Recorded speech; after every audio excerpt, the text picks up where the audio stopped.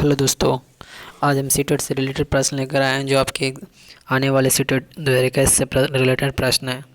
तो प्रश्न आप देख रहे हैं, प्रभावी शिक्षण के लिए निम्न में से किस शर्त को सर्वाधिक महत्व दिया जाना चाहिए। चार ऑप्शन दिया हुआ है कि प्रभावी शिक्षण के लिए निम्न में से किस शर्त को सर्वाधिक महत्व देना चाहिए।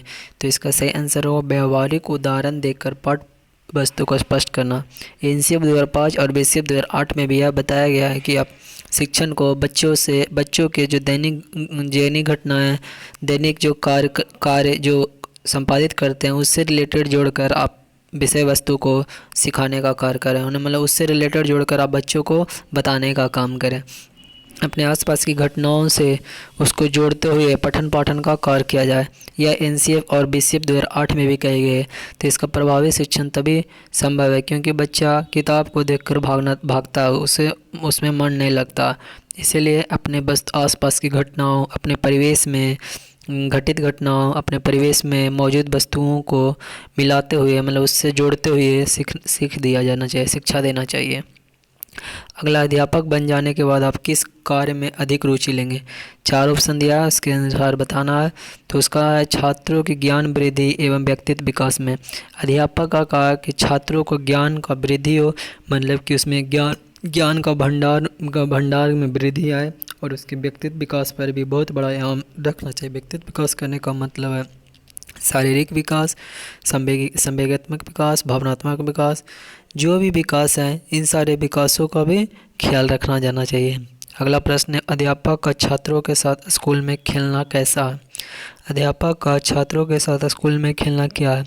चार ऑप्शन दिया है। उचित है, इसमें दोनों के बीच की दूरियां कम होती है। उचित है, अध्यापक को छात्रों के साथ खेलना यह उचित है। इससे क्या होता है कि बच्चे और अध्यापक दोनों एक मित्रवत व्यवहार करते हैं। इससे बच्चा अध्यापक को देखकर डरे नहीं और वह एक स्वतंत्र माहौल मिल सके, इसलिए ऐसा उचित है, इससे कोई दिक्कत नहीं है। अगला प्रश्न है, छात्रों को गणित शिक्षण में कैलकुलेटर का प्रयोग नहीं करना देना चाहिए क्योंकि। चार ऑप्शन दिया है, इसका सही आंसर बताना है। तो इसका सही आंसर है, इससे उसकी अभ्यास शक्ति कम हो जाएगी और वह आगे सीख नहीं पाएगा। क्योंकि शुरू से आप जब कैलकुलेटर दीजिएगा तो उस पर क्या आदी हो जाएगा, वो जब भी चाहेगा तो कैलकुलेटर का ही उपयोग करेगा। इसलिए इससे लत नहीं लगा। लत एक बहुत ख़राब चीज़ है, ताकि उसे आगे चलकर परेशानियों का सामना नहीं करना पड़े। अगला, छात्रों को प्रेरित करने के लिए उन्हें महापुरुषों की जीवनी, प्रेरणादायी नाट्य एवं उत्कृष्ट वैज्ञानिक इत्यादि के बारे में बताना चाहिए। निम्न में से किस सिद्धांत के अंतर्गत आता है। चार ऑप्शन दिया है, आपको उसमें से ढूंढना है। तो इसका है प्रेरणा का सिद्धांत।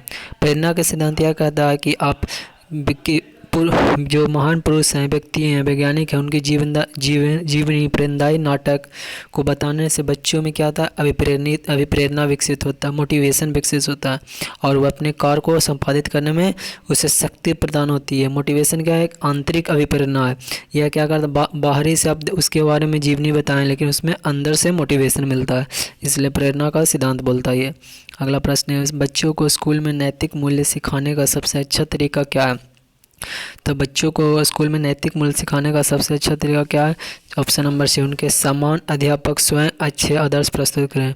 उनके सामने अध्यापक स्वयं अच्छे आदर्श प्रस्तुत करें, यही सही है कि बच्चों को स्कूल में, क्योंकि अध्यापक को बच्चों बारीकी तरीके से देखते रहता है, उनके हाव भाव को मतलब उस पर गौर करता है, इसलिए अध्यापक का व्यवहार ही बच्चों पर सबसे ज़्यादा पड़ता है। माता पिता तो ही, परिवार तो ही, उसके अलावा।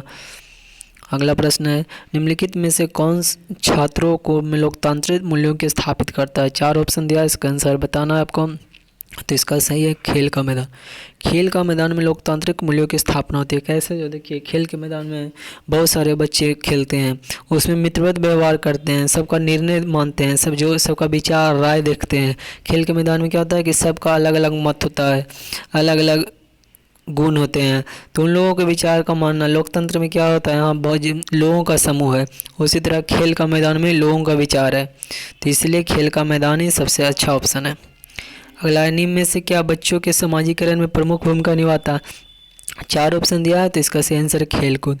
खेलकूद में बच्चों के समाजीकरण की प्रमुख भूमिका निभाता है, यानी option number A is the right answer. अगला प्रश्न हमारा है, सरकारी स्कूलों में दोपहर के भोजन की योजना से लाभ यह है कि। उससे लाभ आपको बताना है तो इसका सही answer option number D, B और सी। यानी यदि बच्चे भूख से व्याकुल होंगे तो पढ़ने के लिए प्रेरित नहीं किया जा सकेगा। निर्धन बच्चों को कुपोषण से बचाया जा सके इसलिए दोपहर में भोजन को व्यवस्था की गई सरकार के द्वारा। कहा कि जो ऐसे परिवार जो अपने बच्चे को सही से पोषित नहीं कर सकते उसके लिए भी ये कार्य कराया गया ताकि वह स्कूल भी आए और उसके साथ उसका भोजन भी मिल पाए। अगला, उत्तम शैक्षिक नेतृत्व के लिए चाहिए। उत्तम शैक्षिक नेतृत्व के लिए क्या चाहिए? तो समूह के प्रति समर्पण की भावना एवं उच्च मनोबल। क्या चाहिए? समूह के प्रति समर्पण की भावना एवं उच्च मनोबल चाहिए। अगला हमारा प्रश्न, एक बाल केंद्रित कक्षा में बच्चों समानता सीखते हैं तो क्या सीखते हैं? एक बाल कक्षा में व्यक्तित्व और सामूहिक दोनों रूप से। क्या? व्यक्तित्व और सामूहिक दोनों रूप से। अगला हमारा प्रश्न, विद्यालय में अध्यापक का प्राथमिक कर्तव्य है क्यों वह?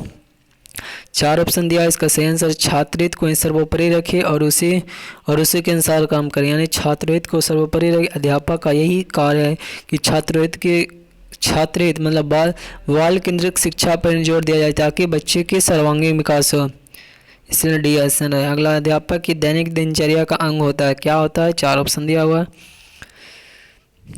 तो इसका सही आंसर ऑप्शन नंबर डी, ए और सी। यानी दैनिक रूप से पत्र पत्रिकाओं का अध्ययन करना और छात्रों अधिगम की दर को बढ़ाने के लिए निरंतर चिंतनशील रहना और कक्षा में नए नए प्रयोग करना, यही शिक्षक के दैनिक दिनचर्या का अंग है।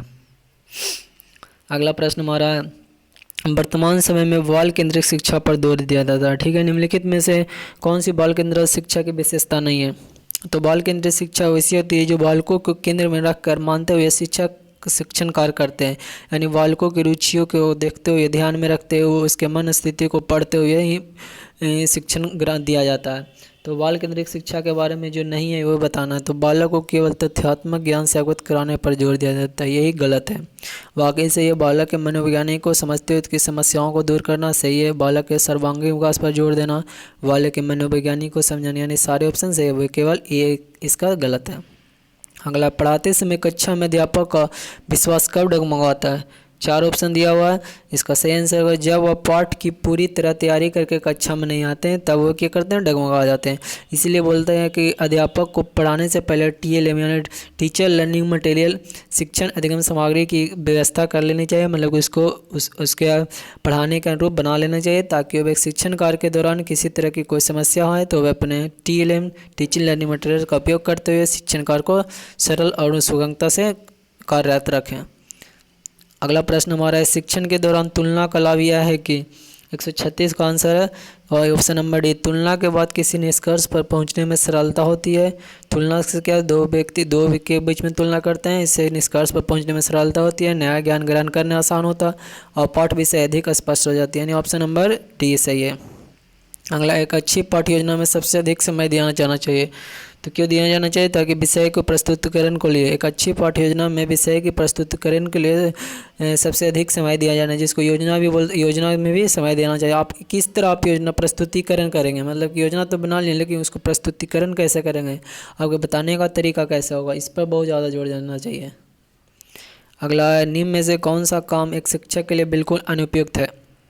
4 ऑप्शन दिया हुआ है, तो इसका सही, शिक्षण के महत्व को कम करके उपयुक्त कोई काम करना, शिक्षक के महत्व को कम करके कोई उपयुक्त काम करना, यही शिक्षक के लिए बिल्कुल अनुपयुक्त है, उन्हें ऑप्शन नंबर डी। अगला प्रश्न, आजकल स्कूलों में अधिक बल दिया जाता है, तो किस पर बल दिया जाता है? 4 ऑप्शन है, सूचनाओं को रटवाने पर, यही गलत है, ये विषय पर बल दिया जा रहा है।